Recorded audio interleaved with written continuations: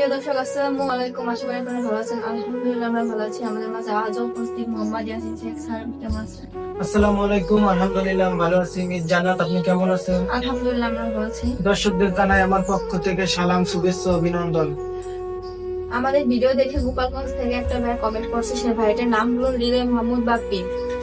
ভাইটার প্রশ্ন হলো কি, পরিবারে একমাত্র ছেলেকে নিয়ে কিছু বলার জন্য। ভাই আপনাকে ধন্যবাদ। স্যার, আপনি পরিবারে একমাত্র ভালো হতো। হৃদয় মোহাম্মদ বাপ্পি গোপালগঞ্জ থেকে, তাকে ধন্যবাদ জানাই কারণ আমাদের ভিডিও দেখে পাশে থাকার জন্য। ধন্যবাদ জানাই মিস জান্নাতকে। পরিবার, মা বাবা ভাই বোন নিয়েই একটা পরিবার। এই পরিবারে একমাত্র সন্তান, পিতা মাতার একটা অহংকার। পরিবারে যদি একটাই ছেলে থাকে, কারো কারো মেয়ে থাকে কিন্তু একটাই ছেলে থাকে, আবার কারো শুধুই একটা ছেলে থাকে। তার মানে কি, পরিবারের একটা ছেলেই পরিবারের মা বাবা একটা অহংকার মানুষ করতে চায় মানুষের মতন। মানুষ বলে যে কি তোমার একটা মাত্র ছেলে, তুমি কেন মানুষ করো নাই।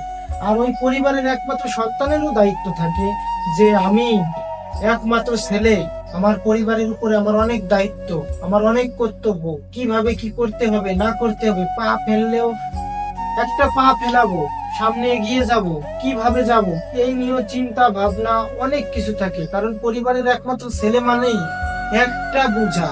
একটা বোঝা বলতে আমি এইটাই বুঝি যে অনেক অনেক দায়িত্ব।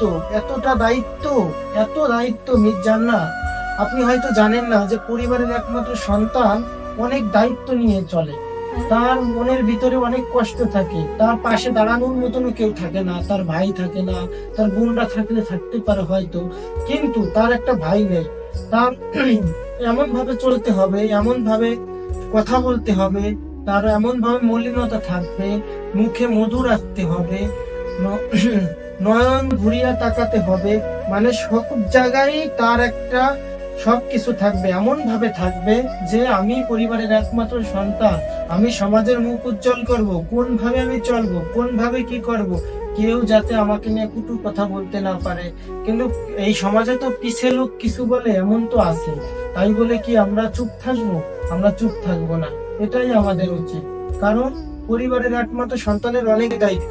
হৃদয় মোহাম্মদ বাপ্পি ভাইকে আমি অনেক অনেক ধন্যবাদ জানাই যে আমাদের পাশে থাকার জন্য। ধন্যবাদ জানাই মিস জান্নাতকে। প্রিয় দর্শক, আপনারা সকলেই আমাদের পাশে থাকবেন, ফলো দেবেন, লাইক দিয়ে শেয়ার করবেন। আমি আছি, মিস জান্নাত আছি। সকলকে জানাই ধন্যবাদ। সকলের কোনো কমেন্ট থাকলে কমেন্ট বক্সে জানাবেন, আমরা উত্তর দেওয়ার জন্য প্রস্তুত আছি।